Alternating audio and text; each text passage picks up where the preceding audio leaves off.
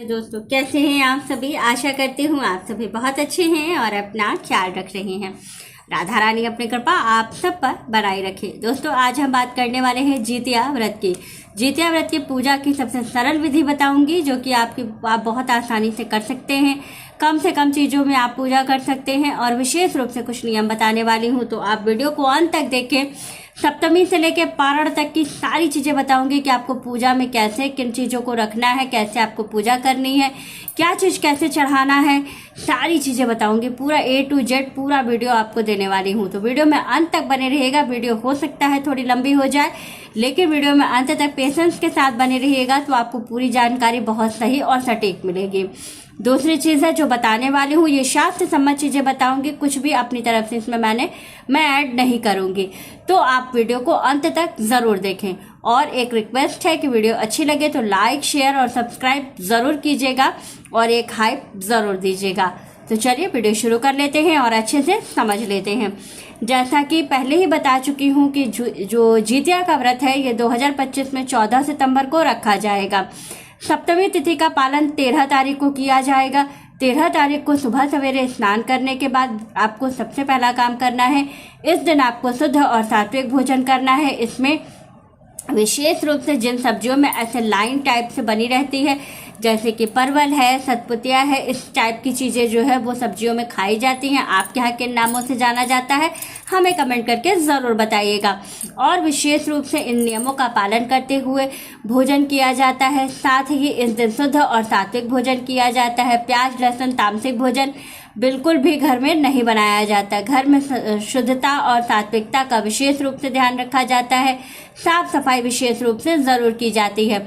और सप्तमी तिथि पर सबसे पहले बाल धुल करके स्नान किया जाता है। चूड़ियाँ वगैरह जो महिलाएं पहनी होती हैं उसको चेंज करती हैं और नई चूड़ी पहन करके जो है व्रत की शुरुआत करती हैं। और इस दिन से नहाय खाए का ये जो कार्यक्रम है ये हो जाता है। इसके साथ ही दूसरे दिन आपको क्या करना है, यानी कि अष्टमी तिथि के दिन यानी 14 तारीख को आपको विशेष रूप से क्या करना है, सुबह सवेरे बाल धुल करके पुनः स्नान करना है और व्रत का संकल्प लेना है। अमुक नाम अमुक गोत्र, आज मैंने जितिया का निर्जला व्रत करने का संकल्प मैं लेती हूँ या मैं ले रही हूँ। तो आपने ये संकल्प करना है। उसके बाद से पूरे दिन का निर्जल व्रत आपको रखना है। शाम को जो पूजा होती है ये प्रदोष काल में होती है, तो प्रदोष काल का समय आपको क्या मिल रहा है, प्रदोष काल का जो समय है वो शाम को 5:20 से लेकर के 7:17 तक का है। लेकिन पूजा का जो समय है वो 6:12 से 7:13 तक का है। इसमें आप विशेष रूप से करिएगा पूजा, जिससे कि आपको सबसे ज़्यादा लाभ होगा। इस पूजा में विशेष रूप से कुश का बड़ा महत्व होता है। तो दूसरी चीज़ है कि बहुत से लोग इसमें क्या करते हैं कि कुश के सियारन और चील बनाते हैं, और बहुत से लोग मिट्टी से बनाते हैं और उसके बाद से मिट्टी से बना करके और कुश जो है ऐसे ही रख देते हैं। तो आपको जैसे सुविधा हो आप वैसे बनाइएगा। बहुत से लोग पूछ रहे थे कि क्या प्रदोष काल में ही हमें जो है मूर्ति भी बनानी होती है, तो ऐसा नहीं है। मूर्ति आप पहले से बना करके जो है प्रदोष काल के पहले आप पूजा की अपनी पूरी तैयारी कर लीजिएगा और विशेष रूप से उनको उनका स्थान दे दीजिएगा। पूजा आप भले ही जो है शाम के समय में प्रदोष काल में कीजिएगा। एक चीज और है कि बहुत से लोग राहु काल का समय पूछ रहे थे, तो जो राहु काल का समय है वो 4:30 बजे से 6 बजे तक का है। लेकिन जो 14 तारीख को जो राहु काल है ये जो है स्वर्गलोक में है, तो ये राहु काल किसी तरह से अशुभ नहीं है। तो आप अपने पूजा की तैयारी आराम से कर सकती हैं, इसलिए कोई परेशानी वाली बात नहीं है। विशेष रूप से ये सारी चीजें करने के बाद आप क्या करना है, पूजा से रिलेटेड जितने फल है, 8 तरीके के इसमें फल होते हैं, वस्त्र चढ़ाई जाती है और श्रृंगार के सामग्रियां भी बहुत से लोग चढ़ाते हैं, बहुत से लोग नहीं भी चढ़ाते हैं। तो आप देख लीजिएगा। जितिया है, बहुत सारे लोग सोने और चांदी की जितिया होती है जिसका सिर्फ धागा चेंज करते हैं। बहुत सारे लोग हर साल जो है धागे की जितिया खरीदते हैं और नहीं चढ़ाते हैं। तो आपके यहाँ जैसा नियम हो, अगर सोने और चांदी की जितिया है तो उसमें सिर्फ धागा जो है वो आप बदल दीजिएगा 8 गांठें लगा करके। और जिन लोगों के यहाँ नई खरीदी जाती हैं वो आप नई खरीद लीजिएगा। और इसके बाद क्या करना है, आपको संपूर्ण तैयारी करने के बाद फिर से आपको बाल धुल करके स्नान करना है। बालों में कंघा नहीं करना है, तो बाल आप कपड़े से झाड़ लीजिएगा और खुले बाल से पूजा की जाती है। विशेष रूप से जहां आपने चौकी लगाई है वहीं पर आपको फल रखने होते हैं। इसमें एक चीज का नियम और होता है कि विशेष रूप से जो बच्चों को हम लोग प्रसाद देते हैं उसमें क्या है कि पत्ते पर प्रसाद लगाया जाता है और फलों को काट करके प्रसाद का भोग लगाया जाता है।